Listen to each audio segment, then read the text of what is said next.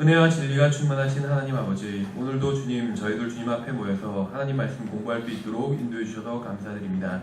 주님, 저희들이 배우는 살펴보는 이 말씀을 저희들이 온전히 이해할 수 있도록 주님께서 진리로 인도해 주시기를 원합니다.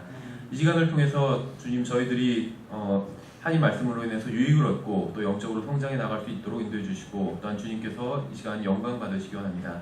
감사드리며 우리 주 예수 그리스도 이름으로 기도드렸습니다. 예, 오늘은 이제 그 고린도전서에 나온 방언에 대해서 살펴보도록 하겠습니다.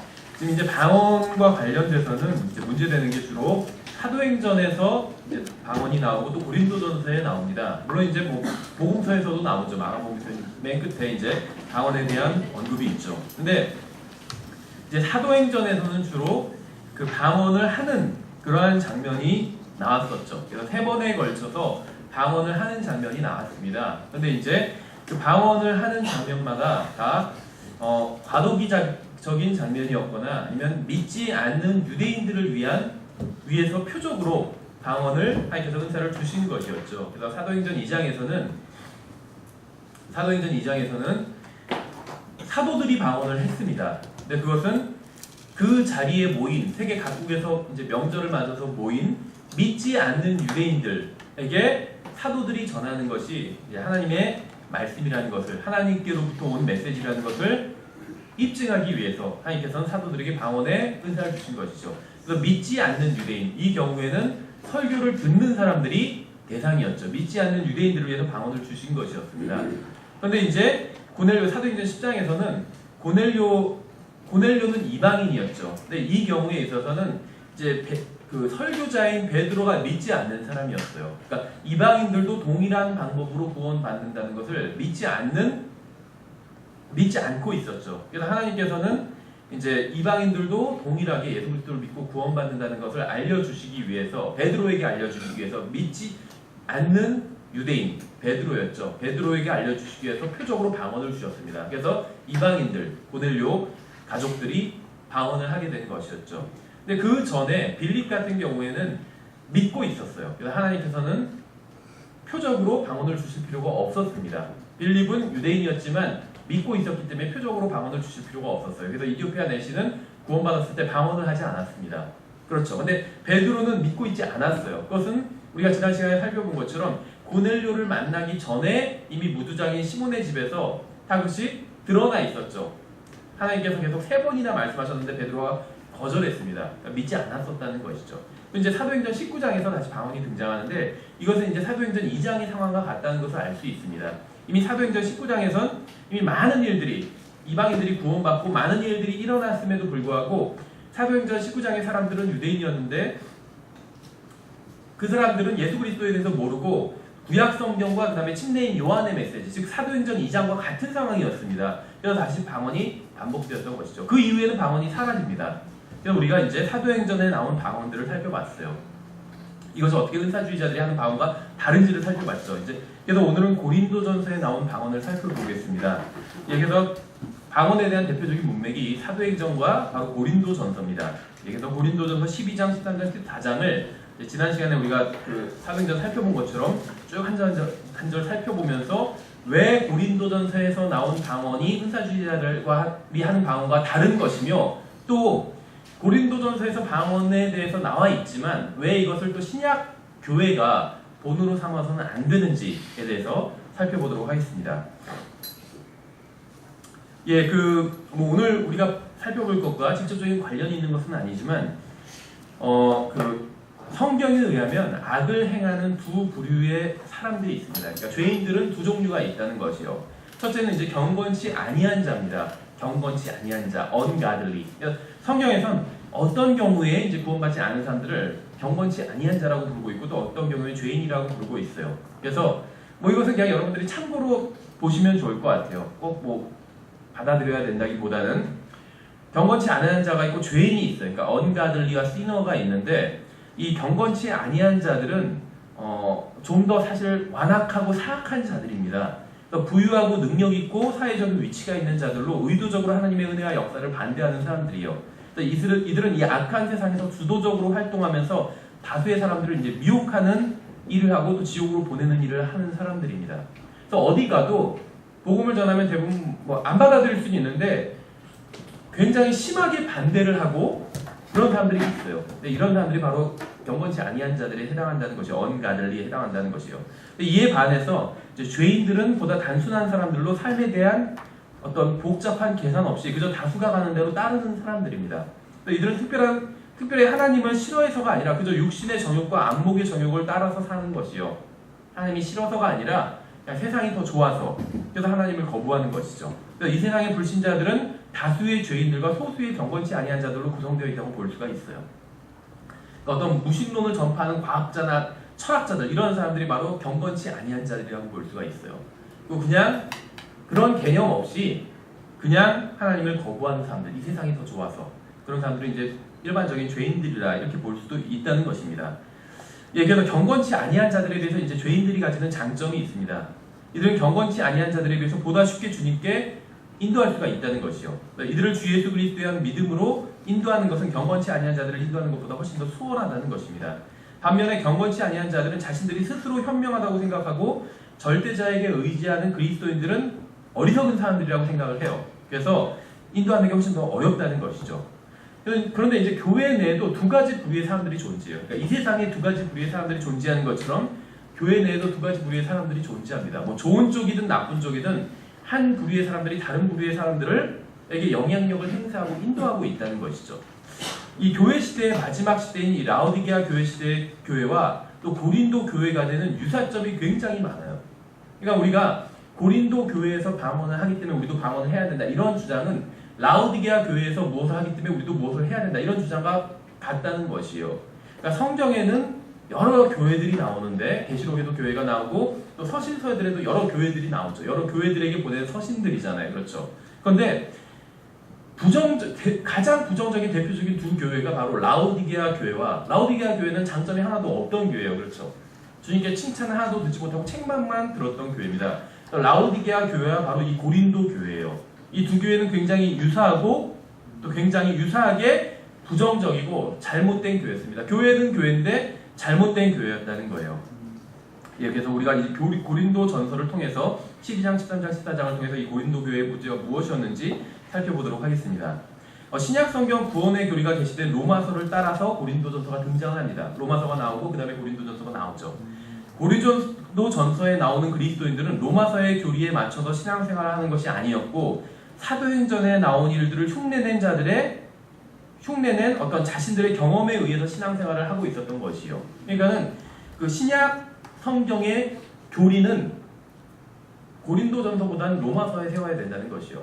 고린도전서보다는 에베소서나 빌립보서에 세워야 된다는 것이요. 근데 고린도 교회의 성도들은 자기들의 교리를 로마서 위에 세운 것이 아니라 사도행전에서 나왔던 어떤 실행들에 비슷한 것에 세웠다는 것이요. 그렇죠.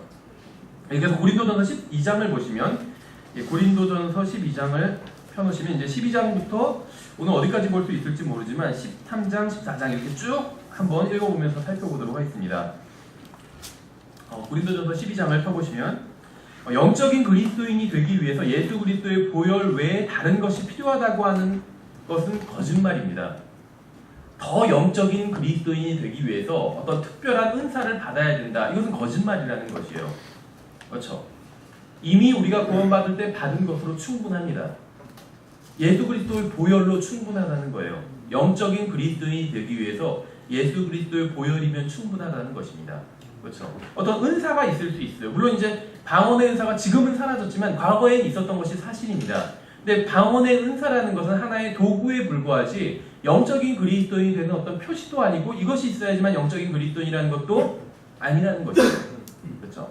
이 방언의 텅, 영어로는 텅이죠. 방언이라는 말의 첫 번째 사전적 의미는 혀고 두 번째 의미는 언어입니다.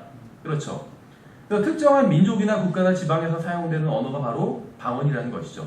아무도 알아듣지 못하는 제잘거림은 결국 방언이 아니라는 것입니다. 그건 그냥 소리예요, 소리. 은사주의자들이 하는 것 같은 그런 방언, 뭐 랄라뚜뚜뚜따따 이런 거는 소리지 언어가 아니라는 것이에요. 그렇죠? 그것으로 서로 대화를 할 수가 없잖아요. 대화라는 거는 서로 주고받을 수가 있어야 되는 것이죠. 의미를 랄라뚜뚜따따 이런 거는 서로 의미를 주고받을 수가 없기 때문에 언어가 아니라는 것이죠. 그렇죠. 그래서 성경에서 말씀하시는 방언은 항상 언어를 말하는 것인데 은사주의자들 하는 것은 언어가 아니라는 것이죠. 성경에서는 방언이 항상 언어의 의미로 사용되었습니다. 말하는 사람은 의미를 모르지만 듣는 사람은 의미를 아는 것이 바로 성경에서 말씀하시는 방언이라는 것이요. 만약에 예를 들면 일본어 같은 경우에 이제 한국 사람이 발음하기가 쉽잖아요. 일본어를 음역해서 한글로 쓸 수가 있겠죠. 그렇죠. 근데 제가 일본어를 전혀 몰라요. 그래도 저는 한국말을 알고 있잖아요. 한글을 알고 있어요. 그래서 일본어를 음역해서 한글로 쭉 써놓는다면 제가 그 의미는 모르지만 그걸 읽고 말을 할 수는 있겠죠.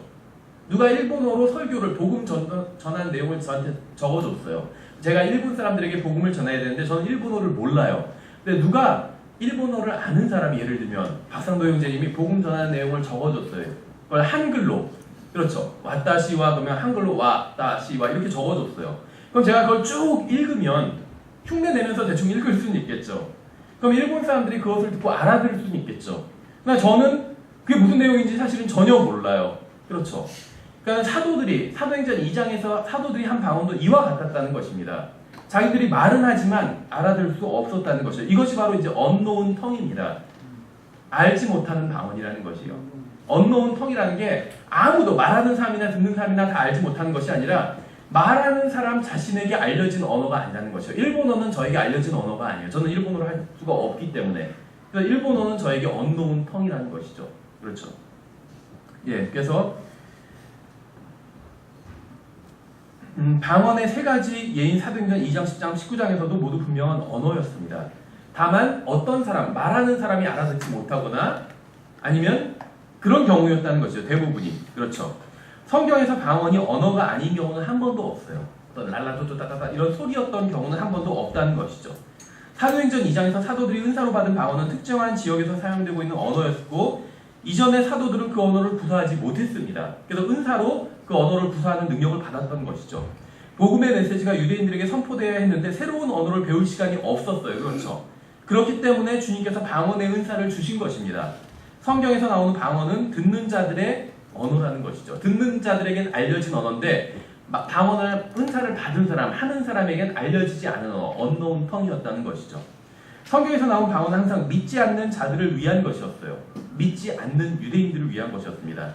성경에 의하면 방언은 결코 믿는 사람들을 위한 것이 아니었고 믿는 자들에게 유익을 준 적도 없다는 것이요. 게다가 믿지 않는 자들은 항상 유대인이었습니다. 그러니까 방언은 믿지 않는 유대인들을 위한 것이었죠. 표적으로서의 방언은 믿지 않는 이방인들을 위한 것이 아니라 믿지 않는 유대인들을 위한 것이었습니다. 이방인들을 위해서 주신 표적이 아니라는 것이죠. 이방인들을 위해서 하나님이 말씀을 주셨다는 것이죠. 유대인들을 위해서는 표적을 주셨고 방언은 그래서 이방인이나 그리스도인과는 전혀 상관이 없는 것입니다. 교회와는 상관이 없다는 거예요.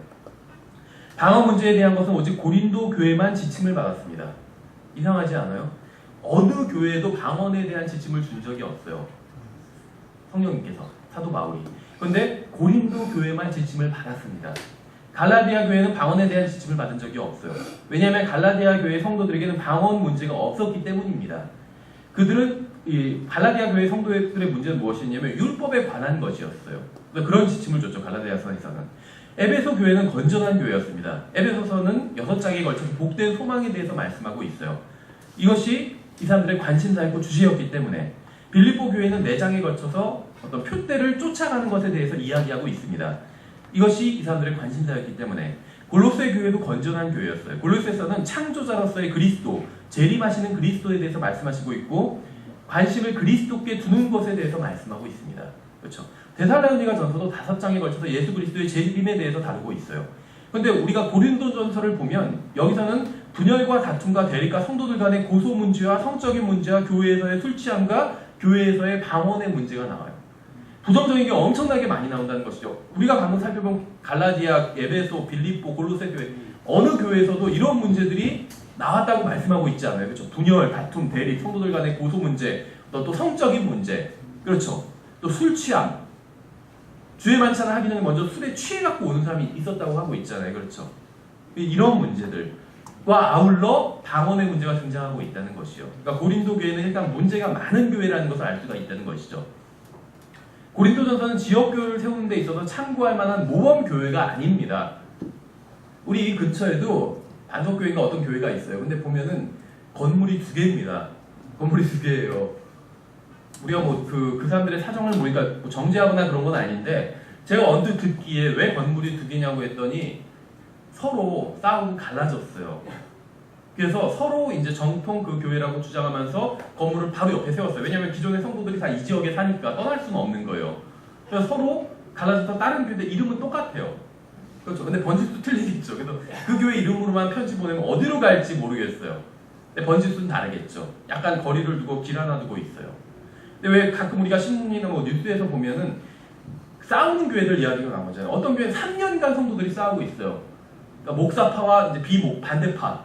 그래서 3년간 싸우고 있대요. 그래서 막 3년 동안 매주 정상적으로 예배를 드리질 못하는 거예요. 계속 싸우고 얼마나 성도들이 피곤하겠어요.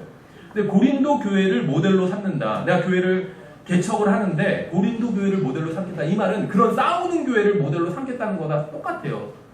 뭐 그런 교회 얘기는 엄청나게 많이 들었어요. 뭐 어떤 교회는 막 서로 반대파를 내보내기 위해서 교회에 뭐 개를 풀기도 하고 상황대 진짜로 그런 간증인지는 모르겠지만 그런 얘기를 들은 적이 있어요. 그래서 개똥이 막 교회에서 나뒹굴고 예배당에서 목사가 설교하는데 막 끌어내고 그렇게 싸웠다는 거예요. 그런 교회를 돈으로 모범으로 삼을 수는 없겠죠. 그 교회가 뭐 가짜 교회다. 구원받은 사람들이 모이면 교회는 교회입니다. 그건 교회도 아니야 이렇게 말할 수는 없겠지만 그 교회를 모범으로 삼을 이유는 없겠죠.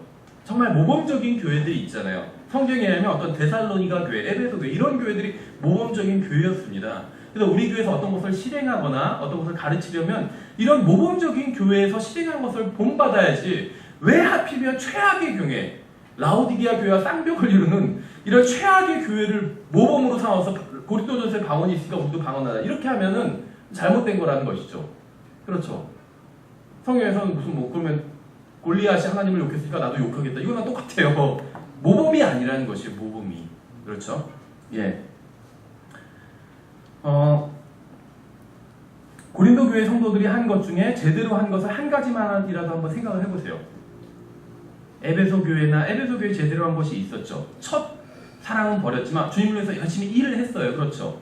그러니까 제대로 한 것들이 있는 교회들이 있습니다. 그런데 뭐 어떤 교회는 형제 사랑의 교회에서는 너에게 더 이상 쓸 것이 없다고 말씀하신 교회도 있죠. 그런데 고린도 교회에서 제대로 한 게 있는 거 기억나시는 게 있으신가요? 고린도 교회에서 이것만은 굉장히 잘했다. 모르겠어요. 뭐 싸움은 잘했다. 이런 건 기억나도 다른 거는 모르겠어요. 잘. 고린도전서 전체는 고린도 교회 성도들을 책망하는 내용으로 가득 차 있습니다. 심지어 사도 바울이 너희는 영적인 어린아기라고 그렇게 얘기하고 있어요. 이거 얼마나 낯뜨거운 얘기예요. 그렇죠? 구원받은 지 오래됐는데 어떤 사람 예를 들면 예수님께서 아니면 사도 바울이 저한테 와서 나를 예를 들면 복음을 전해주고 나를 성경 공부를 인도해주고 가르쳐준 사람이 오래간만에 만났는데 나를 딱 보고 판단하는 게 너는 아직도 영적인 아기다 하면 얼마나 부끄러운 일이겠어요. 그렇죠? 고린도 교회가 그런 상황이었다는 거예요. 그런 영적 수준이었다는 것입니다. 그러니까 고린도 교회를 따라서 방언을 열심히 해도 여전히 영적인 아기일 수 있다는 것이에요. 고린도 교회는 방언을 물론 우리가 살펴보겠지만 여기서 한 방언이 어떤 방언이었는지 살펴보겠지만 방언을 열심히 했음에도 불구하고 사도 바울의 이 평가한 것은 주님이 평가하신 것이죠. 사도 바울을 통해서 주님께서 평가하신 것은 낙제였어요. 영적인 아기, 완전히 영적인 아기, 기저귀를 갈아줘야 되는 그런 아기라는 것이에요. 그렇죠. 그래서 고린도전서는 고린도 교회의 성도들을 책망하는 내용으로 가득 차 있어요. 고린도 교회는 엉망진창이었던 교회였습니다. 1절부터 보시면은 1절에 12장 1절에 형제들아 이제 나는 영적 선물들에 관하여 너희가 모르기를 원치 아니하노라. 너희가 알거니와 너희는 이방인들로서 이 말 못하는 우상들에게로 이끌림을 받은 대로 끌려갔느니라. 그러므로 내가 너희에게 깨닫게 하노니 하나님의 영으로 말미암아 말하는 자는 아무도 예수님을 저주받은 자라 하지 아니하고 또 성령님으로 말미암지 않고서는 아무도 예수님을 주라고 말할 수 없느니라. 이렇게 얘기하고 있죠. 더 읽어보면 이제 선물은 여러 가지나 같은 성령이시고 직무는 다르나 같은 주시며 활동은 여러 가지나 모든 것 안에서 모든 것을 행하시는 같은 하나님이 계시되 각 사람에게 성령의 나타나심을 주신 것은 그것으로 말미암아 모두가 유익을 얻게 하려 하심이라. 근데 이제 사도 바울이 여기서부터 이제 본격적으로 고린도 교회에서 잘못 실행하고 있는 것들을 이제 바로잡기 시작합니다. 그러면서 이제 삼위일체 하나님부터 시작하고 있어요. 5절에서 같은 주님, 그렇죠. 6절에서 같은 하나님, 4절에서 같은 성령, 삼일체 하나님에 대해서 얘기를 하면서 이제 바로잡기 시작합니다. 그러면서 고린도 교회는 굉장히 그 은사를 받긴 받았어요. 그러니까 누군가 은사를 받았다고 해서 그 사람이 영적으로 성장한 것은 아니라는 것입니다. 구원받지 얼마 안 됐는데도 어떤 예를 들면 하나님의 말씀을 전하는 은사를 받은 사람이 있어요. 뭐 스펄전 같은 경우가 그렇죠. 구원받고 바로 설교 시작했어요. 바로 목사가 됐어요. 그렇죠. 그러니까는 목사와 장로가 다르다는 게 성경적으로 좀 더 맞는 얘기가 아닌가. 뭐 일반적인 침례교회에서는 전통적으로 목사, 장로가 같다고 가르칩니다. 목사, 장로, 감독이 같다고 가르쳐요. 그것이 이제 전통적인 침례교회의 견해입니다. 저도 그것을 존중합니다. 그렇게 믿는 사람들을 정죄하거나 뭐 그럴 필요는 없다고 생각해요. 충분히 존중받을 수 있는 견해라고 생각을 합니다. 그런데 조금 더 이제 성경적인 견해는 다르다고 보는 것이 맞지 않나 이런다는 것이요. 하나님의 말씀을 전할 수 있는 교사로서의 은사를 받았지만 구원받지 얼마 되지 않았다면 그 다음에 아직 장로라고 부를 수는 없는 일이겠죠. 그렇죠. 장로는 영적으로나 육신적으로나 좀 완숙한 사람에 대한 얘기지 새파랗게 젊은 사람이 장로가 될 수는 없다는 거예요. 그렇죠. 그렇죠. 예, 그래서 어쨌든지 간에 삼일체 하나님으로부터 시작하면서 이제 은사를 잘못 사용하고 있는 거. 근데 고린도 교회는 은사를 가지고 있었어요. 그럼에도 불구하고 영적으로는 어린 아기였다는 것입니다. 그래서 어린 아기이기 때문에 은사를 잘못 사용하고 있다는 것이죠. 어떤 사람이 어떤 선물을 받았다는 것 자체가 그 사람이 성숙하다는 것을 입증하지는 않는다는 것이요. 그렇죠. 왜 보면은 그런 뉴스에서 그런 걸 본 적이 있어요. 신문에서 미성년자인데 이제 억대 재산가들, 그러니까 뭐 2살, 1살, 9살 이런데 재산이 뭐 400억, 300억 이래요. 그럼 얘네들이 번 걸까요? 그거를? 아니죠. 재벌 3세, 재벌 4세들이에요. 아버지가 재벌이에요. 아버지가 재벌 2세. 그래서 선물로 400억을 받은 거예요. 증여받은 거니까. 그렇죠. 그럼 그렇다고 해서 2살짜리 아이가 능력이 대단한 건 아니죠. 그냥 아버지가 대단한 거예요. 그렇죠. 아버지한테 선물로 받았으니까 어마어마한 돈을. 마찬가지라는 거예요. 그래서 어떤 영적 은사를 받았다는 것 자체가 그 사람이 영적으로 성숙했다는 것은 아니란 것입니다. 별개의 이야기라는 것이요. 그렇죠. 은사를 받고 성숙할 수도 있지만 은사를 받았는데도 불구하고 성숙하지 않을 수도 있다는 것이요. 고린도 교회 성도들 은사를 받았습니다. 그러나 성숙하지 않았었어요. 별개의 일이라는 것이죠. 그래서 당원의 은사를 받아야만 영적으로 성숙한 거다. 이런 주장은 잘못된 주장이라는 것이요. 그렇죠. 받지 않아도 영적으로 성숙할 수 있어요. 그런 사람들은 얼마든지 많이 있고.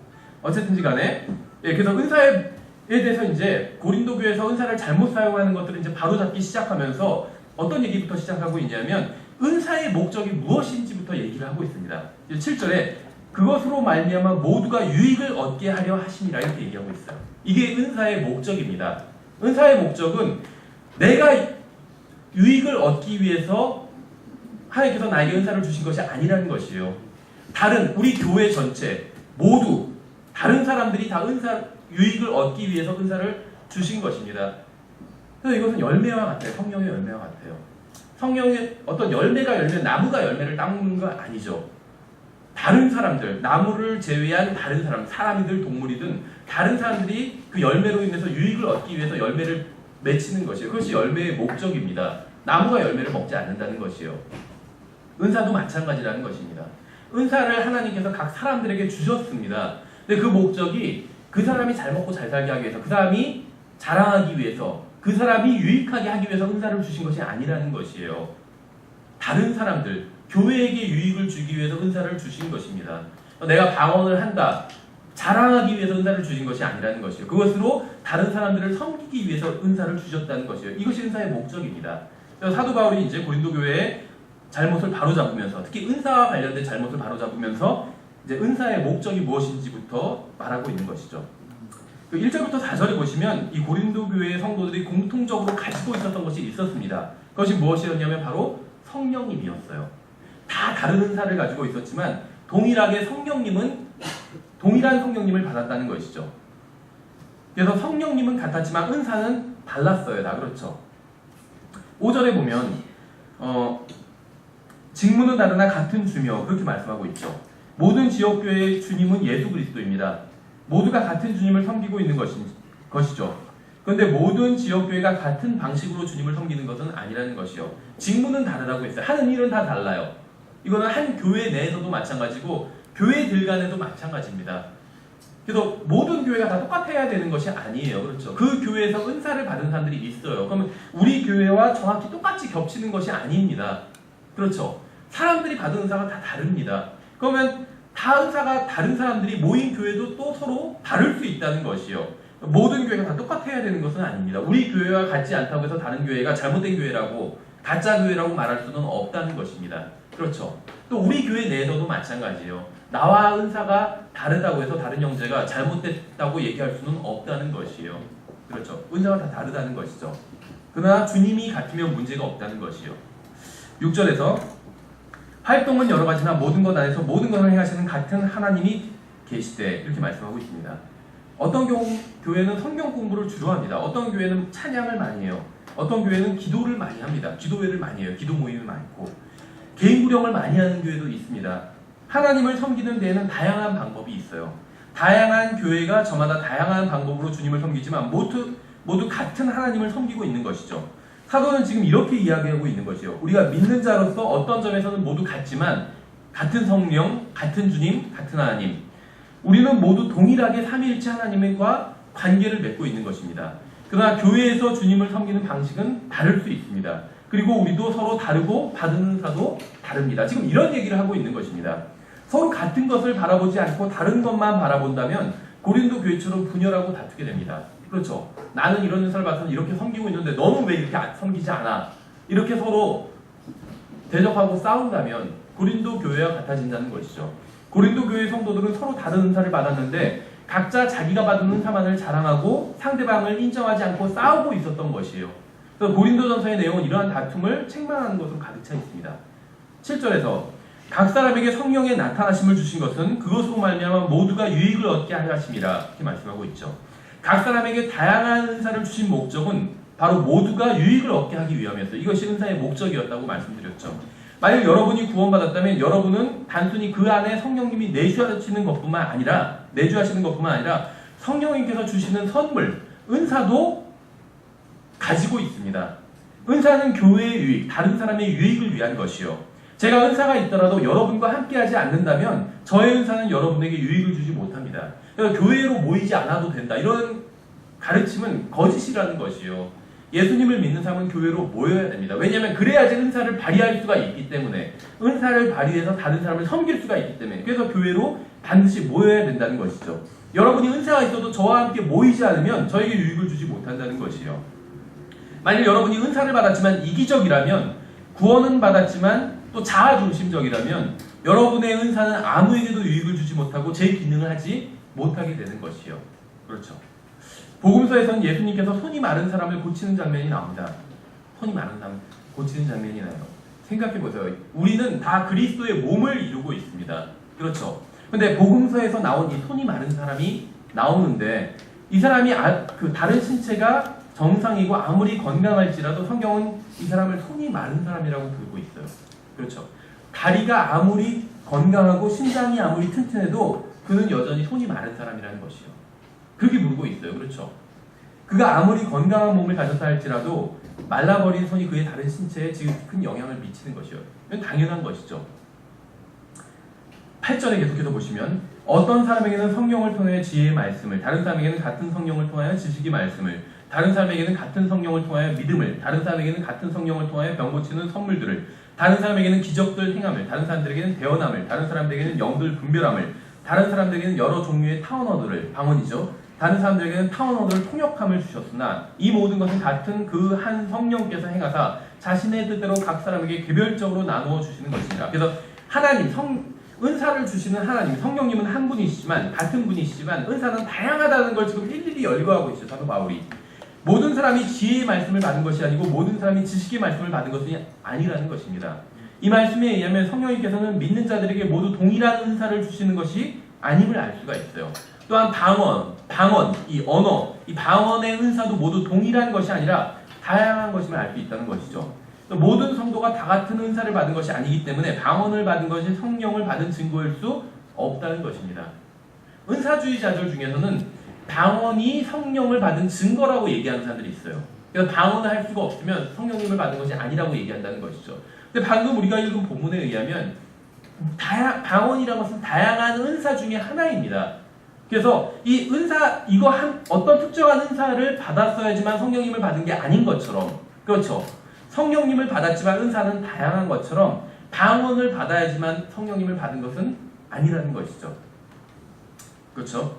8절에 어떤 사람에게는 성령을 통하여 지혜의 말씀을, 다른 사람에게는 같은 성령을 통하여 지식의 말씀을, 이렇게 말씀하고 있죠. 모든 사람이 지혜의 말씀을 받은 것이 아니죠. 모든 사람이 지식의 말씀을 받은 것이 아닙니다.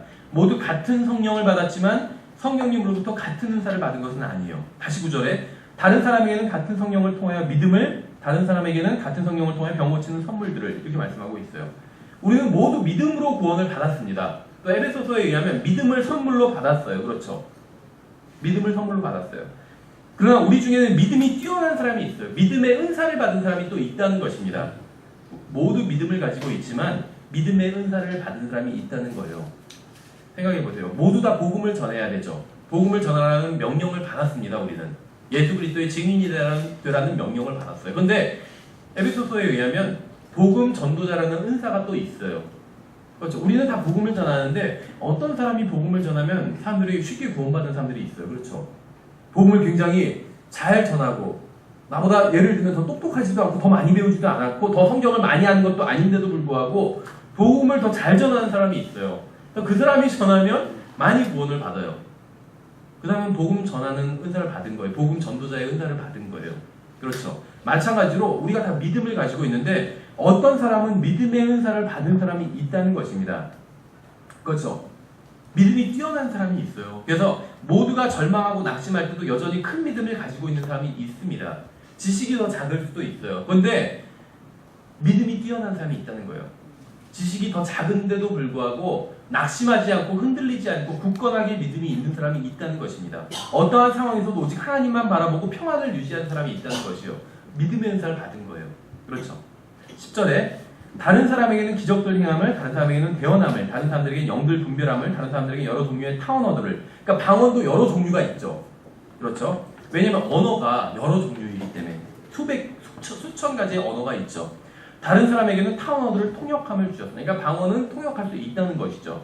모두 다른 은사를 받았지만 성령님은 동일하시다는 것이죠. 11절에 이 모든 것은 같은 그 한 성령께서 행하사 자신의 뜻대로 각 사람에게 개별적으로 나누어 주시는 것이니라, 이렇게 말씀하고 있어요.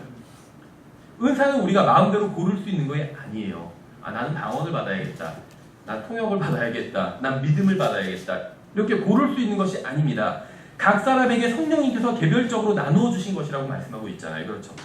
우리는 오직 주시는 분의 뜻에 따라서 은사를 받는 것이지 내가 무슨 아이스크림처럼 골라 먹는 게 아니라는 거예요. 우리는 우리가 받지 못한 은사를 달라고 떼를 써서는 안 됩니다.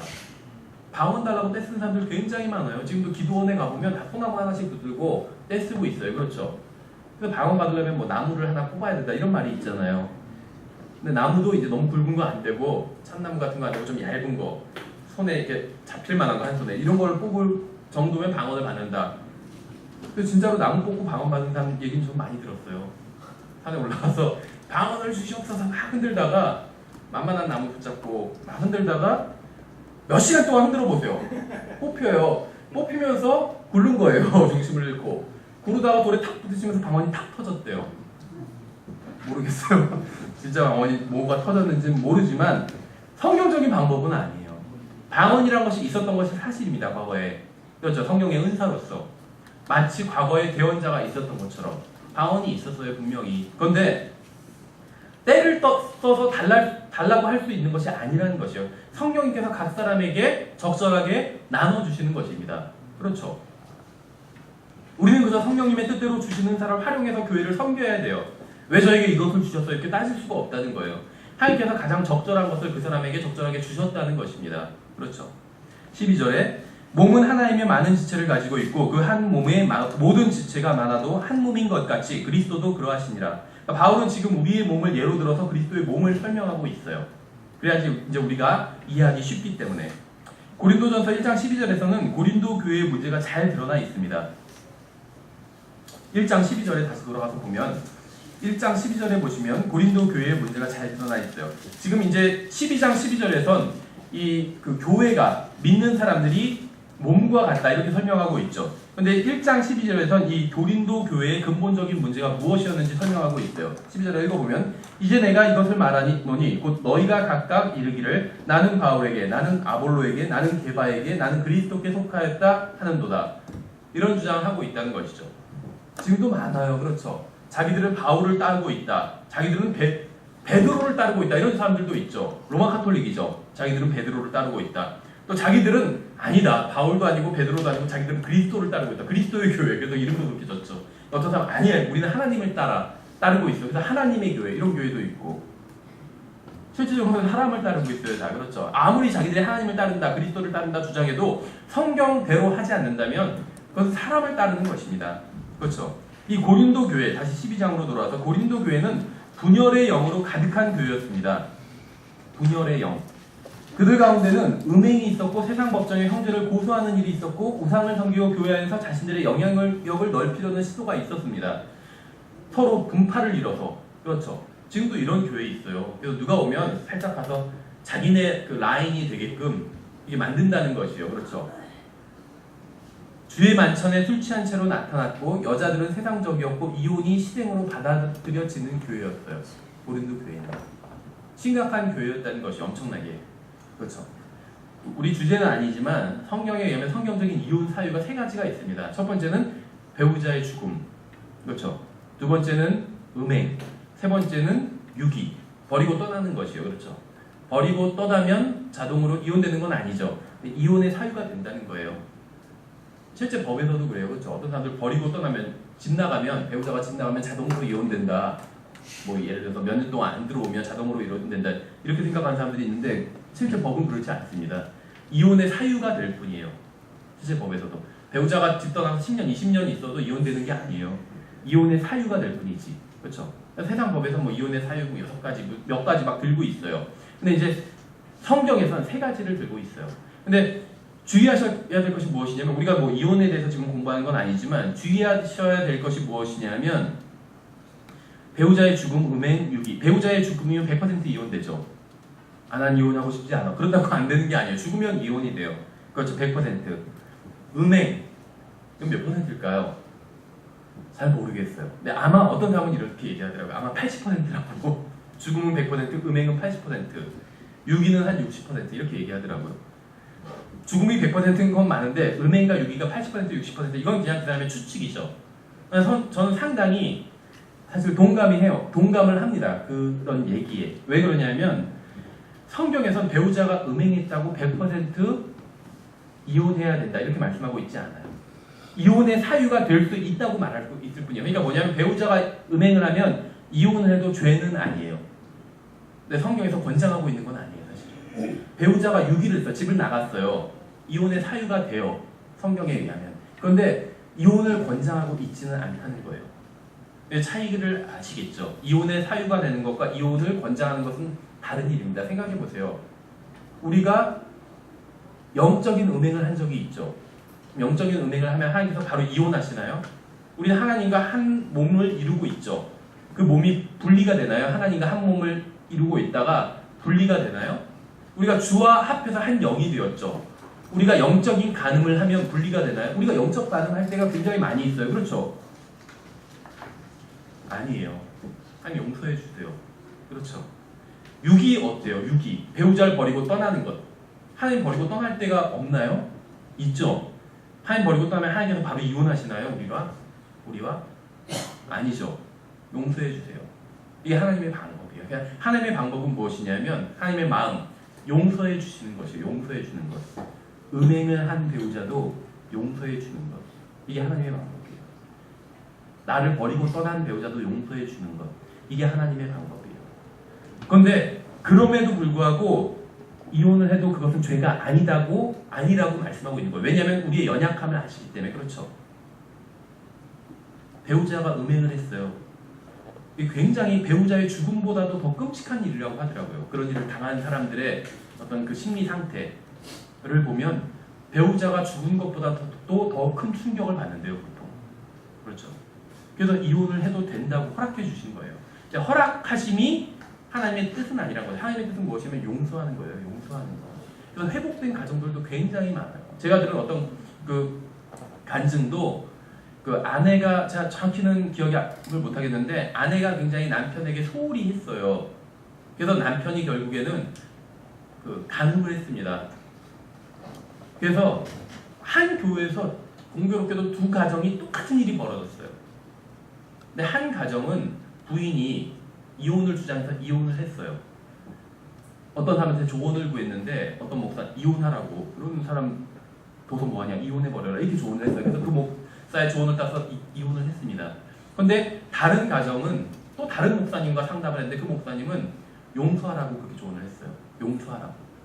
당신 자신의 힘으로는 불가능하지만 하나님, 당신 안에 계신 그리스도의 힘으로는 가능하다고. 그렇죠? 배우자에게가 나에게 저지를 수 있는 최악의 죄가 무엇일까요? 음행이나 아니면 나를 뭐 학대하는 거나 나를 죽이는 거나 그런 것이겠죠. 근데 아무리 어떤 인간이 나에게 저지를 수 있는 최악의 죄라 할지라도 내가 하나님께 저지른 죄보다 더 크지 않아요. 그렇죠? 주님께서는 나를 용서해 주셨어요. 주님께서는 끔찍한 죄들을 용서해 주신 경험이 엄청나게 많으시다는 거예요.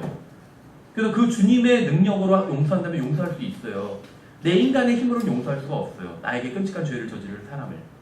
그런데 주님의 능력으로 용서할 수가 있어요. 저도 모르겠어요. 과거에 어떤 사람과 굉장히 크게 안 좋은 일이 있었습니다. 그 사람이 저에게 끔찍한 죄를 저질렀어요. 그 사람을 생각하면 열이 나요. 열이 나. 그 다음에 안 좋은 일을 당했으면 하고 그런 마음이 생길 때도 있고. 그런데 그럴 때 주님께서 나를 용서해 주신 것을 제가 생각합니다. 기억을 해요. 다시. 주님께서 십자가를 통해서 나를 용서하신 거. 그렇죠. 그럼 그 사람에 대해서 그 가지고 있던 그 악한 감정이 녹아버리더라고요. 나도 용서받았는데. 그렇죠. 마치 내가 나는 1억을 탕감받아놓고 100만 원 빚진 사람 멱살을 잡고 왜 안 갚아하고 있는 거랑 똑같아요. 방금 나는 1억을 탕감받아놓고 나와서 너 왜 나한테 100만 원 갚아하고 막 멱살을 주고 힘드는 거랑 똑같은 거죠. 마찬가지예요. 용서할 수가 있어요. 그래서 하나님께서 권고하시는 건 용서하라는 거예요. 그렇죠. 왜냐면 하나님도 그렇게 하셨기 때문에. 그리고 그렇게 용서하신 하나님께서 우리 안에 거하시기 때문에 원한다면 할 수 있다는 거예요. 용서할 수 있다는 거예요. 어쨌든지 간에 이혼이 실행으로 받아들여지는 교회에서 고린도 교회 내에서는 어떤 최종적이고 절대적인 권위가 없었기 때문에 이러한 모든 문제가 벌어지게 된 것입니다. 하나님의 말씀이 최종 권위가 아니었어요. 분파로 나뉘어서 각 분파마다 자기들의 권위가 따로 있었다는 것이죠. 그렇기 때문에 제대로 된 교제가 있을 수 없었고 혼동 그 자체였다는 것입니다. 문제의 핵심은 그 교회 내에서는 하나님의 권위가 전혀 없었다는 것이에요. 우리가 온전하고 순수한 하나님의 말씀을 최종 권위로 가지고 있었지만 고린도 교회는 우리는 가지고 있지만 고린도 교회는 가지고 있지 못했다는 것입니다. 계속해서 13절을 보시면 우리가 유대인이나 이방인이나 매인자나 자유로운 자나 모두 한 성령에 의해 침례를 받아 한 몸 안으로 들어왔으며 모두가 마시게 되어 한 성령 안으로 들어왔느니라. 분열이 있는 교회이기 때문에 지금 한 성령, 한 몸, 한 침례 계속 강조하고 있죠. 몸은 한 지체가 아니요 여러 지체니라. 만일 발이 이르되 나는 손이 아니니 몸에 속하지 아니한다 하면 이런 이유로 그것이 몸에 속하지 아니하느냐 이렇게 얘기하고 있죠. 만일 교회에서 내가 그걸 못하게 하면 나는 더 이상 이 교회에 다니지 않을 거야. 이런 얘기를 한 사람이 있어요. 15절에서는 이런 말이 터무니없다고 질책하고 있는 것입니다. 나는 더 이상 그리스도인이고 싶지 않아. 이렇게 얘기한다 할지라도 나는 더 이상 그리스도의 몸에 속하고 싶지 않아. 이렇게 얘기한다고 할지라도 이미 그리스도의 몸의 일부가 되었죠. 이걸 변경할 수는 없어요. 우리가 몸에서 각자 어떤 역할을 하고 어떤 부분인지 확실히 알지 못하는 경우가 있습니다. 내가 어떤 은사를 받았는지 확실히 알지 못하는 경우가 있어요. 그러나 한 가지 분명한 것은 우리 중 누구도 머리에 해당하는 사람은 없어요. 그렇죠? 머리는 예수님이기 때문에. 그렇죠? 몸은 하나이며 많은 지체를 가지고 있고 그 한 몸의 모든 지체가 많아도 한 몸인 것 같이 그리스도도 그러하시니라. 우리가 유대인이나 이방인이나 매인자나 자유로운 자나 모두 한 성령에 의해 침례를 받아 한 몸 안으로 들어왔으며 모두가 마시게 되어 한 성령 안으로 들어왔느니라. 이렇게 말씀하고 있어요. 이 말씀에 의하면 이제 우리가 여러 가지 사실을 이 다음의 사실들이 명백합니다. 첫째는 우리는 하나님의 성령님의 수술, 작용, operation of God이라고 말씀하고 있어요. 그래서 성령님의 작용인데 operation이 수술이죠. 또 뭐 작전 이런 것도 되지만 성령님의 수술에 의해서 이게 영적 수술이죠. 영적 할례고 성령님의 수술에 의해서 그리스도의 몸 안으로 들어오게 되었습니다. 그리스도의 몸의 지체들은 인간의 몸의 지체들이 그런 같이 서로 다른 기능과 재능을 가지고 있어요. 성령님에 의해 그리스도의 몸으로 침례를 받고 들어가게 되면 그러한 사실은 분명히 드러나게 됩니다. 그래서 이러한 드러남은 각자의 삶 속에서 역사하시는 하나님의 경륜에 따라 사람과 사람마다 서로 다를 수가 있어요. 그러니까 이러한 드러남이 무엇이냐면 바로 은사를 통해서 드러나게 된다는 것이에요. 그렇죠. 아, 저 사람이 바로 그 은사를 통해서 교회를 섬기는 걸 보면 아, 저 사람이 교회에 속한 사람이구나. 이걸 드러나서 다른 사람이 알 수 있다는 것이에요. 은사를 통해서 다른 사람을 섬기지 않으면 그 사람은 그리스도의 몸이 아니다. 이런 얘기를 하는 것이 아니라 은사를 가지고 다른 사람을 섬기면 그 섬김을 통해서 다른 사람들이 알게 된다는 것이에요. 그렇죠. 아, 저 사람은 그리스도의 몸에 속한 사람이구나. 지금 그 얘기를 하고 있는 것입니다. 어떤 사람이 방언을 하지 못한다는 이유로 그 사람이 그리스도 안에 있지 않다고 말하거나 성령님이 그 사람 안에 내주하시지 않으신다고 말하는 것은 거짓 교리라는 것이죠. 방언은 은사의 한 종류에 불과하다는 것입니다. 성령을 받았다는 절대적인 증거가 유일한 증거가 될 수는 없다는 것이요. 로마서 8장 9절에서는 그러나 너희 안에 하나님의 영께서 거하시면 너희가 육신 안에 있지 아니하고 성령 안에 있나니 이제 어떤 사람에게 그러니까 하나님의 영이 우리 안에 거하시면 우리가 성령 안에 있는 거래요. 그게 어떻게 가능한지는 몰라요. 저도 몰라요. 어떤 것이 내 안에 있을 수는 있지만 내가 그것 안에 동시에 있을 수는 없어요. 그렇죠. 내가 볼펜 뚜껑을 먹으면 입에 넣으면 이 볼펜 뚜껑은 제 안에 있죠. 근데 제가 볼펜 뚜껑 안에 있을 수는 없어요. 그렇죠. 어떻게 이것이 가능한지는 저도 몰라요. 그런데 성경에서 하나님께서 그렇다고 말씀하셨어요. 그래서 저는 그냥 믿는 거예요. 그것을. 하나님의 영께서 우리 안에 거하시면 하나님의 영이 우리 안에 들어오세요. 내가 예수님을 영접할 때 믿을 때 하나님께서 영으로 우리 안에 들어오시죠. 하나님의 영이 우리 안에 거하시면 우리가 육신 안에 있는데 육신 안에 있는 것이 아니라 왜냐하면 하나님의 영적 소술에 의해서 분리가 돼요. 혼이. 그래서 혼이 육신 안에 있지만 육신 안에 있지 않은 것으로 여겨주시는 거예요. 하나님께서. 그리고 우리는 성령 안에 있게 되는 것이요. 그렇죠. 제가 지어낸 얘기가 아니에요. 로마서 8장 9절에 기록되어 있는 것이요. 그렇죠. 그래서 그리스도의 영이 없으면 그는 그분의 사람이 아닙니다. 성령님을 가지고 있으면 주님의 사람이 아니래요. 방언을 하지 못하면 그는 그분의 사람이 아니라 이렇게 말씀하고 있지 않은 성경은 신유를 행하지 못하면 그는 그리스도의 사람이 아니라 이렇게 말씀하고 있지 않아요. 그리스도의 영이 없으면 그는 그분의 사람이 아니라 이렇게 말씀하고 있다는 것이죠. 고린도서 2장 9절에서도 그분 안에는 하나님의 신격의 모든 충만이 몸으로 거하고 이렇게 말씀하고 있어요. 그래서 이러한 로마서 8장 9절이나 고린도서 2장 9절을 통해서 우리가 알 수 있는 것은 예수 그리스도를 영접하면 성령님도 영접한 것이라는 사실입니다. 예수님을 영접하면 그것은 성령님을 영접한 것이라는 사실이에요. 그것으로 충분하다는 것입니다. 다른 증거가 필요하지 않다는 것이요. 성경으로 충분해요. 성경에서 예수님을 영접하면 성령님이 안에서 좋아 계신다고 말씀하고 있어요. 방언을 하지 않아도 증거는 이미 충분하다는 것입니다.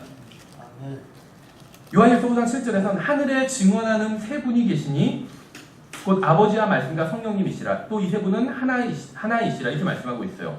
삼위일체 하나님은 세 인격이 하나인 하나님이며 분리해서 생각할 수가 없습니다. 그렇죠. 그리스도를 영접했지만 성령님을 영접하지는 않을 수는 없다는 거예요. 그리스도는 받아들였지만 성령님은 아직 받아들이지 못했다. 이렇게 말할 수는 없다는 것입니다. 은사주의자들 중에는 그렇게 주장하는 사람들이 있어요. 그리스도를 예를 들면 예수님을 믿는 순간에 그리스도를 받아들인 것이고 영접하는 자, 곧 그분의 이름을 믿는 사람들. 그러니까 믿는 게 영접하는 것이라고 성경에서 말씀하고 있죠. 그러니까 예수님을 믿으면 그리스도를 받아들인 것이지만 방언을 하지 못하면 아직 성령님을 받지는 못한 것이다. 이렇게 얘기하는 사람들이 있어요. 은사주의자들 중에. 그게 아니라는 거예요. 하나님은 삼위일체 하나님입니다. 한 하나님 안에 그리스도와 아들 하나님과 성령 하나님과 아버지 하나님 계세요. 아들 하나님을 받아들인 사람은 아버지 하나님도 받아들인 것이고 성령 하나님도 받아들인 것이에요. 아들 하나님을 거부한 사람은 아버지 하나님도 거부한 거예요. 그렇죠.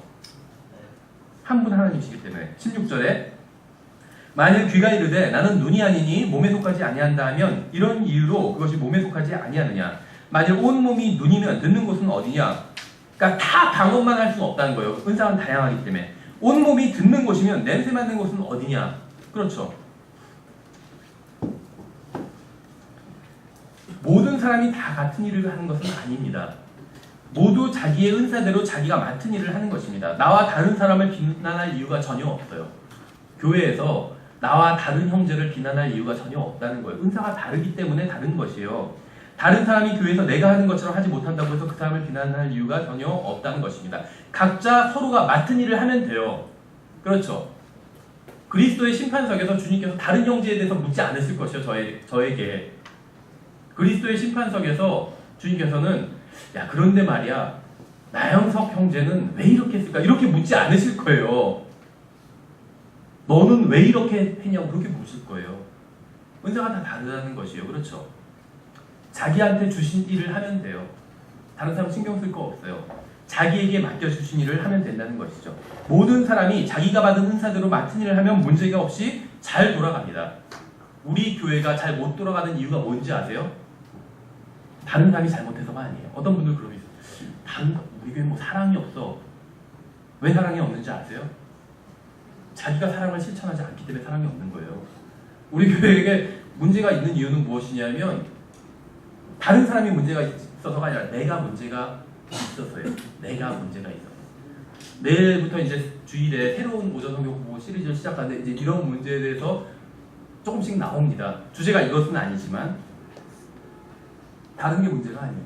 왜 예배가 썰렁한지 아세요? 내가 성령으로 충만하지 않기 때문이에요. 생각해보세요. 내가 느끼기엔 썰렁한 예배인데 어떤 사람은 막 감격한 사람이 있어요. 내가 듣기에는 굉장히 지루한 설교인데 어떤 사람은 막 감격해요. 감동하고 삶이 변화돼요. 그 설교를 기준으로 삶이 변화돼요.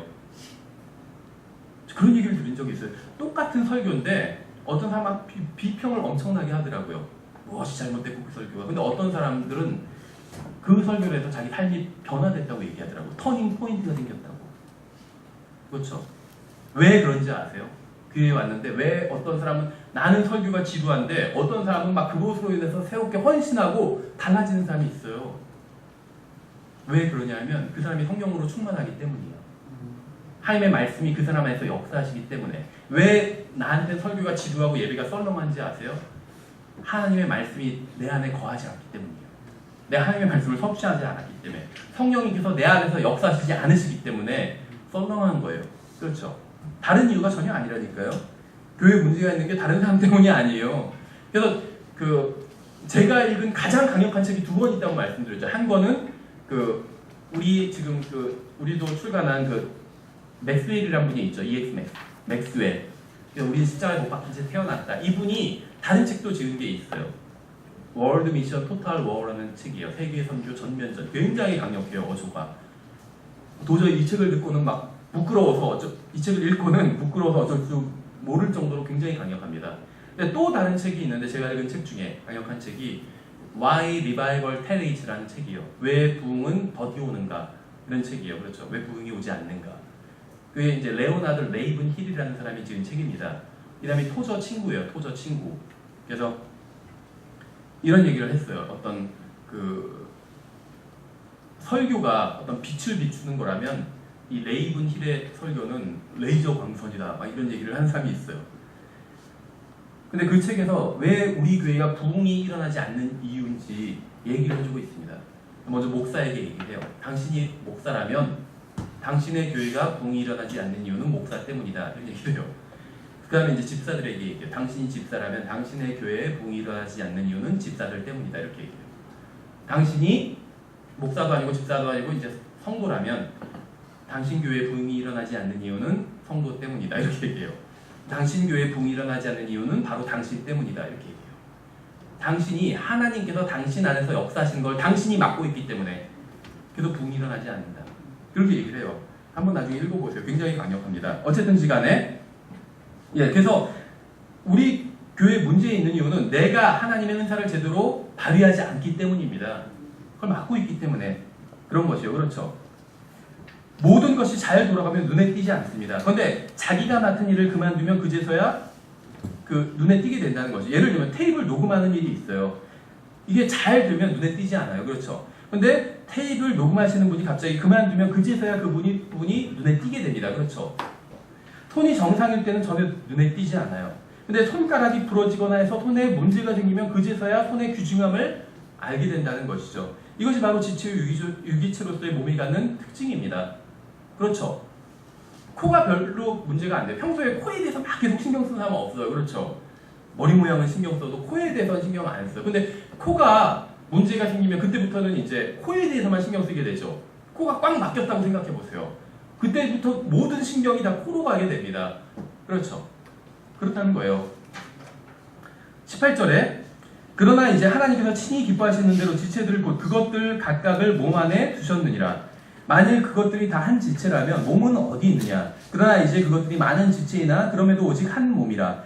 눈이 손에게 이르기를 나는 내가 필요 없다 하지 못하며 또 머리가 바들들에게 이르기를 나는 너희가 필요 없다 하지 못하리라. 아니라 더 약하게 보이는 몸의 그 지체들이 더욱더 필요하고 또한 우리가 덜 귀한 것으로 여기는 몸의 그 지체들 곧 이것들에게 우리가 귀한 것을 더 풍성히 주며 우리의 아름답지 못한 부분들은 아름다운 것을 더 풍성히 얻나니 이렇게 얘기하고 있죠. 모든 지체가 다 중요합니다. 모든 지체가 다 중요해요. 은사는 우리가 뒤에서 보겠지만 등급이 있어요. 은사는 그러니까 더 좋은 은사를 사모하라고 얘기하고 있어요. 더 좋은 은사가 있고 그거보다 덜 좋은 은사가 있다는 거예요. 등급이 있어요. 그런데 모든 지체들, 교회를 이루고 있는 모든 지체들은 다 중요합니다. 귀 두 쪽이니까 한쪽 없어도 되죠? 아니에요. 눈도 두 개니까 하나 없어도 되나요? 절대 그렇지 않다는 거예요. 그렇죠? 심지어 머리카락 이거는 뭐 눈과 귀와 코처럼 그렇게 중요하진 않아요. 그럼 머리카락 없어도 되나요? 아니에요. 중요해요. 그렇죠? 엄청나게 중요해요. 머리가 빠질수록 그 소중함을 알겠더라고요. 저는 곱슬머리에서 어렸을 때 곱슬머리가 너무 싫었어요. 애들 막 라면 머리라고 놀리고 그래서 생머리였으면 좋겠다 이렇게 생각했어요. 근데 조금 더 크니까 흰머리가 막 나기 시작하는 거예요. 그러니까 곱슬머리라도 차라리 그냥 검은색이었으면 좋겠다 이렇게 생각이 들더라고요. 근데 흰머리가 나중에 또 빠져요 머리가. 그러니까는 흰머리라도 그냥 머리 자체로 소중한 거예요. 마찬가지로 우리가 봤을 때 어떤 뭐 저 사람 뭐 하는 일도 없고 아무것도 아닌 것 같은데 소중해요. 지금 머리 한 올 한 올이 소중해요. 그 어떤 사람 흰머리 제일 싫어하는 말이 흰머리 뽑아줄까 이런 말이에요. 왜 뽑아요? 그 귀중한 걸? 흰머리 안 뽑아줘요. 귀중해요. 한 올 한 올이 소중한데 모든 지체가 다 소중합니다. 교회들의 지체들 중에 중요하지 않은 지체는 없어요. 모두가 다 소중해요. 그 사람도 그리스도의 몸이에요. 생각해봐요. 손도 아니고 발도 아니고 그냥 살 중에 하나. 그러니까 살 중에 하나니까 많잖아요. 그렇죠? 1cm 정도만 도려내도 될까요? 여기서? 많으니까. 제 몸의 표면적에 비하면 1cm는 굉장히 적은 부분이에요. 도려내도 될까요? 엄청난 아픔이 있어요. 그렇죠? 안 돼요. 도려내면. 모든 지체가 다 소중합니다. 그렇죠? 우리는 어떤 면에서 모두 섬기는 자고 사역자입니다. 우리가 모두 다가 섬기는 자예요. 모두 다. 목사님만 사역자가 아니라 우리 모두 사역자입니다. 성경에 의하면 목사만 사역자가 아니에요. 목사는 그냥 그 은사를 받은 사람일 뿐입니다. 모든 사람이 다 사역자예요. 사역이라는 것은 섬긴다는 거예요. 모든 사람이 다 섬기는 사람입니다. 교회에 왔는데 와, 이 교회 모두 없고 왜 나를 섬기지 않지? 이런 사람이 있어요. 착각하는 거예요. 그 사람이 섬겨야 돼요. 모든 사람이 다 섬겨야 돼요. 나는 아무것도 섬기고 있지 않다. 문제가 있는 거예요. 물론 예외는 있어요. 어린아이다. 영적으로. 1살이에요. 내가 영적으로. 그러면 섬길 수가 없어요. 그렇죠? 집안에서 예를 들면 초등학생만 돼도 청소시키면 청소 다 해요. 섬기는 거죠. 부모를. 심부름 시키면 심부름 할 수 있어요. 근데 1살짜리가 할 수 있을까요? 없어요. 일만 만들어내지. 그렇죠? 저도 지금 조카가 막 이제 어린 애기들이 많은데 다 뭐 농담으로 다 그러더라. 카레 공장장이라고. 매일 아침 푸짐한 카레를 만들어낸다고. 일거리만 만들어내요. 기저귀 갈아줘야 되잖아요. 그렇죠? 섬김을 받아야 된다는 거예요. 근데 그 아기도 언젠가 장성하면 섬기는 날이 있겠죠. 부모님 심부름도 하고 돈도 벌어오고 그렇죠? 섬기는 날이 있을 거예요. 아직 어리기 때문에 섬기지 못한 것이죠. 그래서 섬기지 못하는 유일한 예외는 아직 어린 것. 구원받은 지 얼마 안 돼서 구원받은 지 오래됐는데도 계속 어리고 섬김을 받아야 된다면 그럼 문제가 있는 거예요. 히브리서에서 그런 사람들을 책망하고 있잖아요. 그렇죠? 너희가 지금 구원받은 지 언제인데 아직도 이런 기초 원리들을 다시 해야 되고 하면서 막 답답해서 책망하고 있잖아요. 그렇죠? 성령님께서. 마찬가지라는 것이죠. 그렇죠? 우리 모두가 다 사역자입니다. 모두가 다 섬기는 사람이에요. 섬김을 받아야 될 사람은 아무도 없어요. 예수님조차도 섬기시러 오셨잖아요. 그 지금도 우리를 섬기고 계세요. 예수님이. 그렇죠? 지금도 섬기고 계세요. 근데 우리는 섬김을 받으려고만 한다면 이 교회 왜 뭐가 부족해? 왜 나한테 이렇게 안 해줘? 그렇죠? 이런다면 문제가 있는 거예요. 문제가. 섬겨야 돼요. 섬겨야 돼요. 그래서 한번 나는 무엇으로 다른 사람을 섬길 수 있을까 한번 생각해 보세요. 분명히 다른 사람을 섬길 수 있는 것을 하나님께서 그런 은사를 주셨어요. 나는 무엇으로 다른 사람을 섬길 수 있을까? 그래야지 이제 영적으로 성장할 수 있는 것입니다. 또 그래야지 그것이 바로 영적으로 성장했다는 표시예요. 그렇죠. 24절에 우리의 아름다운 부분들은 부족한 것이 없느니라. 오직 하나님께서 몸을 다 같이 고르게 하사 부족한 그 부분에게 더욱 귀한 것을 풍성히 주셨으니 이것은 몸 안에 분쟁이 없게 하고 오직 지체들이 서로 같은 보살핌을 받게 하려 하심이라. 이렇게 말씀하고 있죠. 은사의 목적은 서로를 보살피는 것입니다. 자기를 위해서 은사를 사용하는 것이 아니라 다른 지체를 위해서 사용하는 것이에요. 여러분은 다른 지체를 위해서 은사를 사용하고 있습니까? 문제는 간단합니다. 여러분이 보살핌 받고 싶은 것처럼 다른 지체를 보살피면 된다는 것이에요. 다른 지체에게 사랑을 받고 싶으세요? 그러면 다른 지체를 사랑하면 됩니다. 다른 지체가 친절하게 대했으면 좋겠습니까? 그럼 다른 지체에게 친절하게 대하면 되는 것이요. 모르겠어요. 저는 뭐 어떤 특정한 사람을 비난한 것이 아니라 두 부류의 사람이 있어요. 예를 들면 왜 이렇게 우리 교회에서 사람들이 인사를 안 해? 이거 참 문제야. 그렇게 얘기하는 분들이 있고 우리 교회에서 너무 그러니까 예를 들면 우리 교회에서 너무 젊은 사람들이 인사를 안 해. 그래서 먼저 인사하시는 분이 있어요. 나이가 많으신데도 70이 넘었는데도 먼저 가서 한 사람 한 사람에게 일일이 다 인사를 하세요. 젊은 사람들한테. 둘의 차이점을 아시겠죠? 왜 이 교회에 인사를 안 해? 이런 사람이 있고 자기한테 인사 안 한다는 거예요. 한마디로. 또 다른 사람은 왜 이 교회에서 인사를 이렇게 젊은 사람들이 안 하지? 자기가 가서 다 인사를 해요. 저 사람이 인사를 나한테 하니까 내가 가서 하는 거예요. 훌륭한 자세죠. 그런 교회가 그런 자세가 교회를 섬기는 거예요. 그렇죠. 왜 이 교회에 친절이 없지? 자기가 친절을 베풀면 그 교회에 친절을 한 사람만큼은 있는 거예요. 그렇죠. 여러분이 받고 싶은 대로 주세요. 다른 지체가 여러분의 잘못을 참아주고 이해해 주면 좋겠죠. 그럼 여러분도 다른 지체의 잘못을 참아주고 이해해 주세요. 그럼 그게 얼마나 고마운지 몰라요. 내가 잘못한 것일 때 이 사람이 참아주고 이해해 줬어요. 물론 내가 이제 거짓 교리를 믿고 있으면 이 사람이 나를 바로 잡아줘야 되겠죠. 그걸 그냥 너무 이해하고 에이 거짓 교리 믿어도 괜찮아 이러면 안 되겠죠. 근데 그게 아니라 내가 어떤 잘못을 하고 잘못하고 미숙한 게 있는데 이 사람이 참아주고 이해해 줬어요. 얼마나 고마워요. 나도 그렇게 하라는 거예요. 그렇죠. 고린도 교회에서도 서로 간에 이런 식으로 대했다면 분열이나 분쟁이 없었을 겁니다. 서로 지적하고 싸운 거예요. 그렇죠. 26절에 한 지체가 고통을 받으면 모든 지체가 그것과 함께 고통을 받고 한 지체가 존귀를 얻으면 모든 지체가 그것과 함께 기뻐하느니라. 이제 너희는 그리스도의 몸이요 개별적으로는 지체니라. 만일 우리 중 하나가 누군가에게 복음을 전해서 그가 구원받게 된다면 우리 모두가 기뻐하게 되겠죠. 그렇잖아요. 우리가 수요일 기도회마다 구원받아야 될 사람들을 이름을 놓고 기도를 합니다. 근데 누가 구원받았다는 소리를 들으면 기뻐해요. 다 그렇죠. 내가 구령한 것이 아니니까 하나도 기쁘지 않아. 이건 바른 자세가 아니겠죠. 누가 구령했든지 상관없이 누군가 구원을 받는다면 우리는 모두 기뻐할 것입니다. 그렇죠. 복음 전하는 것 가지고 서로 경쟁하는 것처럼 어리석은 일이 또 없다는 것이요. 우리는 서로 경쟁하지 않습니다. 왜냐하면 우리는 다 한 몸의 지체이기 때문에 왼발과 오른발이 서로 자기가 더 빠르다고 자랑하면서 경쟁할 수 있나요? 어리석은 일이죠. 보조를 맞춰야 돼요. 같은 속도로 가야 돼요. 왼발과 오른발이. 그런데 한쪽 발이 더 잘났어요. 막. 더 많이 가려고 해요. 그러면 이상해요. 걷는 게. 그렇죠. 오른발과 왼발이 서로 경쟁해야 효율적인 게 아니라 서로 협력해야 효율적인 겁니다. 그래서 성경에서는 경쟁하라는 말씀은 없어요. 오히려 경쟁은 나쁜 것으로 말씀하고 있다는 것이에요. 그래서 성경에선 이 세상에선 경쟁하잖아요. 교회에선 경쟁하지 않아요. 협력하죠. 서로를 섬기고. 그렇죠.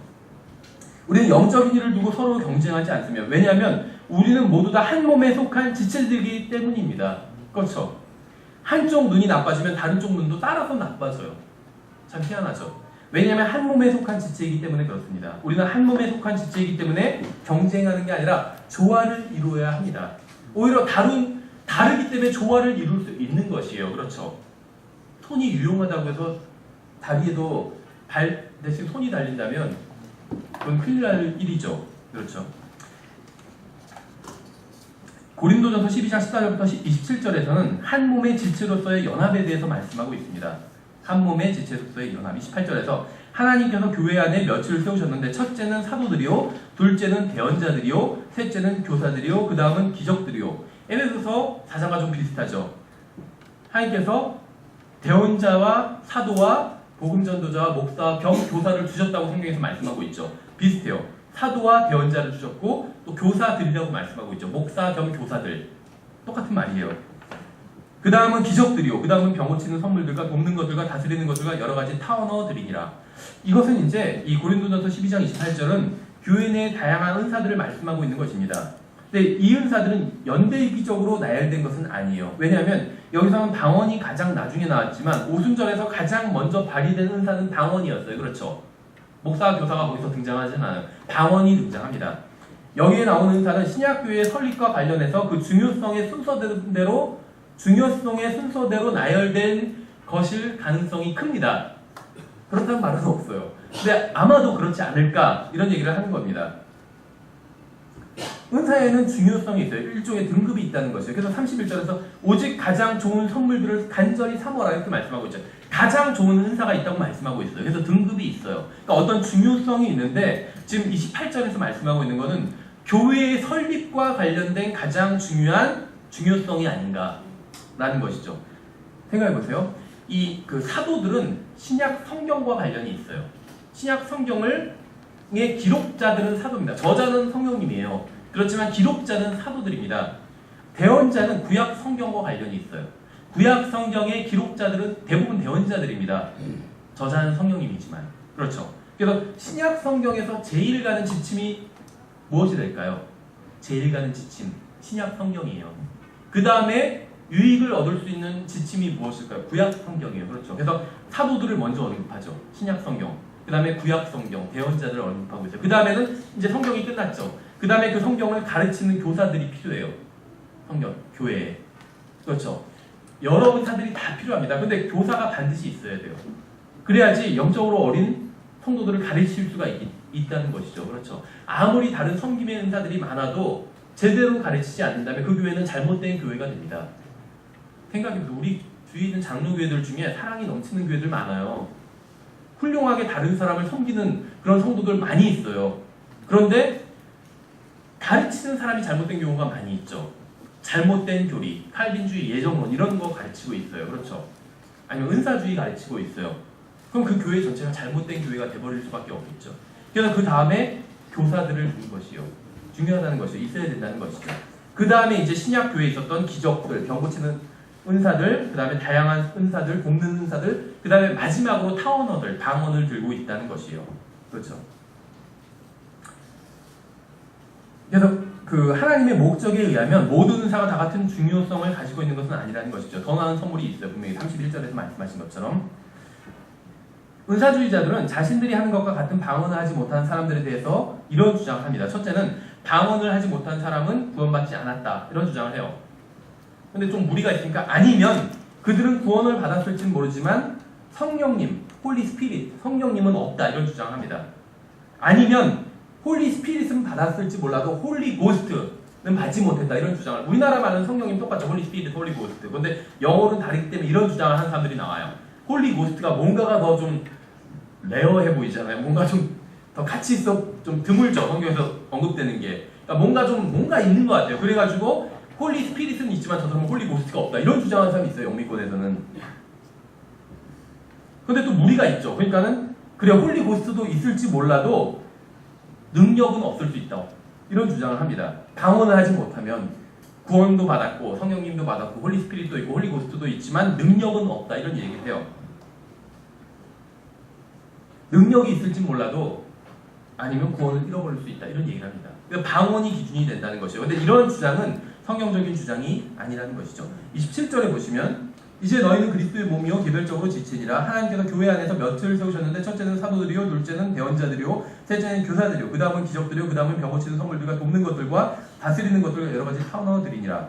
모두 사도에게 있느냐, 모두 대언자에게 있느냐, 모두 교사에게 있느냐, 모두 기적을 행하는 자에게 있느냐, 모두 병 고치는 선물들을 가지겠느냐, 모두 타원어들로 말하겠느냐, 모두 통역하겠느냐.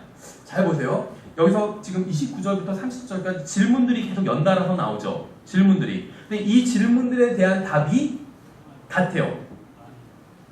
모두 노입니다. 아니라는 것이에요. 그렇죠. 예전에 신학원에서 지금은 이제 저희가 그냥 리포트로 대체를 하는데 예전에 신학원에서 기말 시험을 봤습니다. 처음 초창기에는. 근데 이제 그 목사님은 김용현 목사님 주로 OX 시험을 봤는데 첫 번째 학기 처음 시험에 OX 20문제인가 뭐 내셨는데 정답이 다 O였어요. 이것이 함정이었어요. 문제 푸는 사람은 균형을 맞추려는 그런 성향이 있거든요. O와 X를. 근데 O가 너무 많으니까 이상하다. 나중에는 그냥 막 X도 하고 그랬는데 정답은 O였어요. 다. 이게 아주 함정이었죠. 한 번뿐이 못 써먹는 그런 방법인데 여기서 29절부터 30절의 질문들이 나오는데 모두 다 정답은 No입니다. 아니라는 거예요. 자 보세요. 모두 사도이겠느냐? 당연히 아니죠. 당연히 아니에요. 다. 모두 대언자이겠느냐? 당연히 아니에요. 모두 교사이겠느냐? 당연히 아니에요. 모두 기적을 행하겠느냐? 당연히 아니에요. 즉 은사주의자나 아니나 다 똑같이 당연히 아니죠. 다 이렇게 대답해요. 은사주의 교회 가서 물어봐도 다 당연히 아닌데 이렇게 얘기해요. 모두 병 고치는 은사가 있느냐? 당연히 아니죠. 모두 방언을 하느냐? 근데 여기까지는 다 당연히 아니죠. 그러다가 모두 방언을 하느냐 해선 예 그렇게 얘기해요. 구원받으면 다 방언을 해야 된다는 거예요. 성령님을 받으면 다 방언을 해야 된다는 거예요.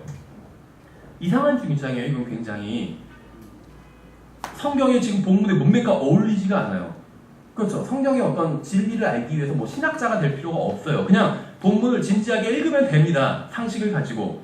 모든 사람들이 방언, 타언어로 말하지 않습니다. 그게 바로 성경이 말씀하고 있는 거예요. 28절부터 30절까지 나온 질문에 대한 대답은 모두 다 no입니다. 아니라는 거예요. 그런데 유독 방언에 대해서는 yes라고 얘기해요. 인사주의자들은. 이건 문맥을 무시한 거죠. 그렇죠. 31절에 오직 가장 좋은 선물들을 간절히 삼어라. 그럼에도 내가 너희에게 더욱 뛰어난 길을 보이리라. 이렇게 말씀하고 있어요. 모든 은사가 다 똑같은 것은 아닙니다. 더 나은 은사가 있습니다. 어떤 은사는 더 낫고 어떤 은사는 그보다 못하다는 것이에요. 그래서 사도는 이제 더욱 뛰어난 것을 보여주겠다고 하고 있어요. 그러면 앞에서 설교하는 사람만 가장 뛰어난 은사를 받았냐? 아니에요.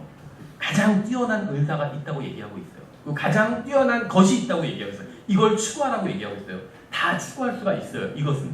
그렇죠. 무엇일까요? 이제 13장부터 한 장에 걸쳐서 이것에 대해서 이야기하고 있어요. 바로 사랑이죠. 이게 핵심이에요. 기독교의 어떻게 보면 본질을 이루고 있는 것 중에 하나입니다. 그렇죠. 12장 전체가 말하고 있는 것이 무엇인지 아시겠어요? 그리스도의 몸의 지체에 대한 것입니다.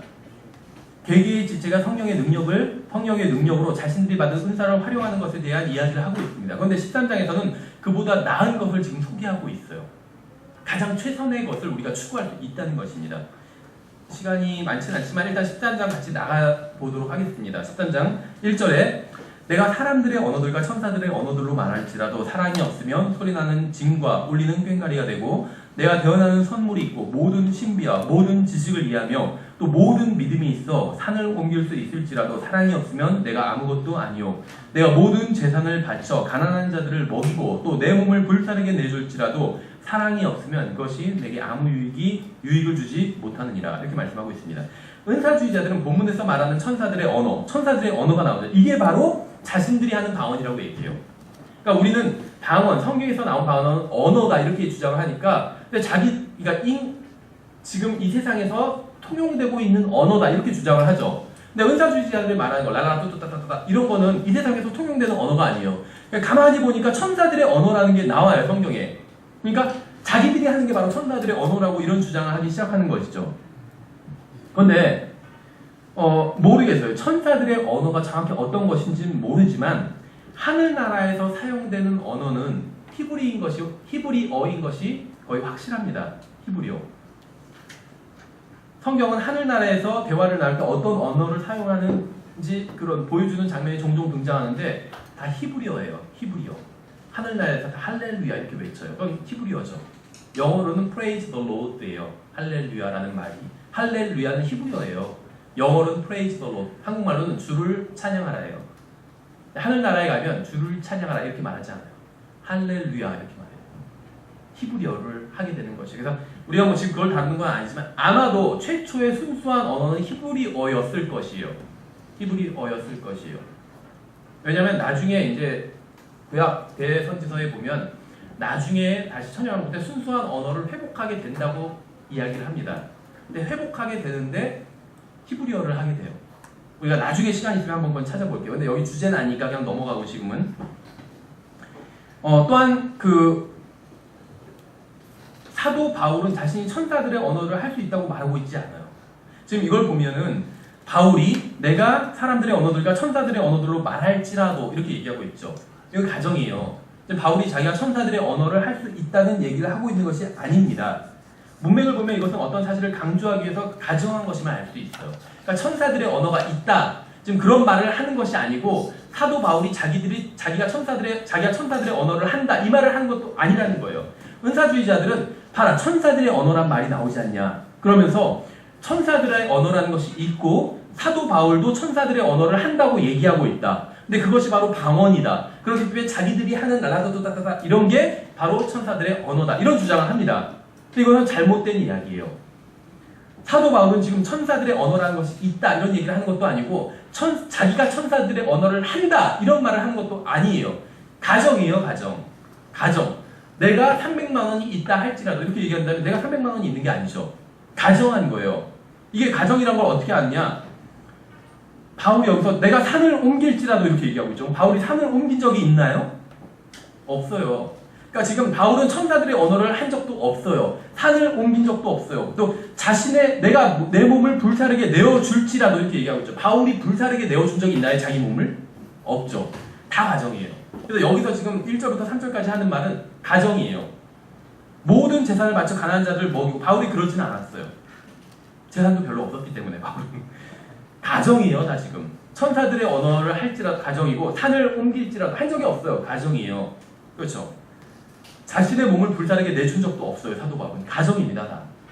그래서 천사들의 언어들로 말할지라라고 한 것은 사도 바울이 실제로 천사들의 언어로 말을 했다는 얘기가 아니라 가정이라는 것입니다. 가정. 이렇다 할지라도 그러니까 뭔가 대단한 일을 얘기하고 있어요. 천사들의 언어 대단한 것 같죠. 산을 옮기는 거 대단하죠. 누가 자기 자신의 몸을 희생해서 많은 사람들을 구한다면 이것도 대단하죠. 감동하잖아요. 막 우리가. 그렇죠.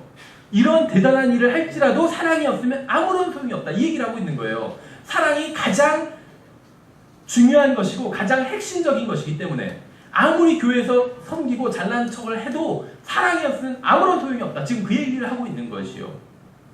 그렇죠. 그래서 가정하고 있는 것이요. 그 얘기를 하기 위해서. 그러니까 은사주의자들은 자신들이 하는 방언을 정당하기 위해서 고린도전서 13장을 자주 인용합니다. 사도 바울도 많은 방언을 했는데 그것이 바로 천사들의 언어라고 하는 거죠. 근데 본문은 그런 이야기를 하고 있는 것이 아니에요. 그렇죠. 산을 옮긴 적도 없고 자기네 몸을 불사르게 내준 적도 없어요. 바울이 말하고 있는 건 이겁니다. 제가 의역하면 만일 내가 예수 그리스도께서 하신 모든 일을 하고 또 그보다 더 위대한 일을 한다 할지라도 사랑이 없으면 그것은 아무런 유익이 없다. 이 얘기를 하고 있는 것이에요. 그렇죠. 바울이 말하고자 하는 것은 이러한 엄청난 일들을 한다 할지라도 사랑이 없으면 사랑이라는 동기로 하지 않는다면 그것은 아무런 유익도 가치도 없는 일이라는 것을 말하기 위해서 지금 가정하고 있는 것이요. 하나님을 사랑하고 다른 사람을 사랑하는 동기로 하지 않는 일들은 모두 그리스도의 심판석에서 불타버릴 것입니다. 아무리 대단한 일을 했다 할지라도 그 일을 한 동기가 하나님을 사랑하고 다른 사람을 사랑하지 않기 때문에 한 일이라면 다 그리스도의 심판석에서 불타버릴 것이요. 왠 줄 아세요? 성령님께서 우리 안에서 일하실 때는 성령님의 동기는 항상 하나님을 사랑하고 다른 사람을 사랑하는 동기로 일하시기 때문이에요. 성령님을 통해서 하시지 않는 모든 일은 다 잘못된 일이고 그리스도의 심판석에서 다 불타버릴 것이에요.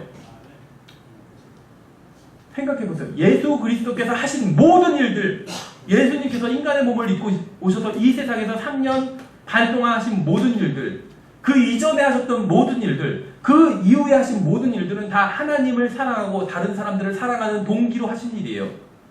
예수님이 하신 일 중에 어떠한 일도 하나님을 사랑하지 않는 동기로 하신 일은 없어요. 그렇죠. 그래서 예수님의 영이 성령께서 우리 안에서 일하시면 우리도 그러한 동기로 하게 돼요. 그러면은 우리가 그리스도의 심판석에서 상급을 받을 수 있다는 것이요. 그래서 성령께서 일하시는 건 다 그 동기로 하시는 일이에요. 그러면 우리가 하나님의 일이기 때문에 하나님께서 하신 일이죠. 그래서 하나님께로부터 가치를 인정받을 수 있는 거예요. 우리가 한 일은 내 동기로, 내 힘으로 한 일은 하나님께 가치를 인정받을 수가 없어요. 내가 내 힘이 아니라 성령님의 힘을 힘입어 한 일은 결국 성령님께서 하신 일이죠. 내 안에서 역사하시는 그분이 하신 일은 그리스도의 심판석에서 인정받을 수 있다는 거예요. 그래서 계시록 4장에서 왕관을 다시 주님께 돌려드리는 거예요. 그리스도의 심판석에서 상급을 받았는데 왕관을 받았는데 가만히 보니까 이게 내가 한 일이 아니에요. 그래서 돌려드리는 거예요. 그렇죠. 성령님께서 하신 동기도 그와 같다는 것이죠. 예를 들어 사랑은 모든 은사 중에 가장 위대한 것입니다. 그것은 믿음이나 소망보다 뛰어난 것이요. 그것은 다른 영적인 은사들보다 뛰어난 것입니다. 사랑은 우리의 지식보다도 뛰어납니다. 이게 지금 고린도전서에서 말씀하고 있는 거예요. 제가 쭉 빠르게 얘기했지만 이게 각 절에서 13장에서 말씀하고 있는 것입니다. 어떤 은사를 발휘한다 할지라도 사랑이 없으면 그것은 아무것도 아닙니다. 아무리 설교를 잘해도 아무리 성경을 잘 가르쳐도 사랑이 없다면, 사랑이 없이 했다면 그건 아무것도 아니고 주님께 어떠한 인정도 받지 못한다는 것이요. 그러므로 사랑이 가장 위대한 은사라는 것이죠. 우리의 신앙생활에서 가장 중요한 것은 사랑입니다. 우리의 사역 중에서 가장 중요한 것은 사랑이에요. 아무리 위대한 사역을 한다 할지라도 사랑이 없으면 그것은 전혀 아무것도 하지 않은 것과 정확히 똑같은 것입니다. 하나님 그렇게 평가하신다는 것이요.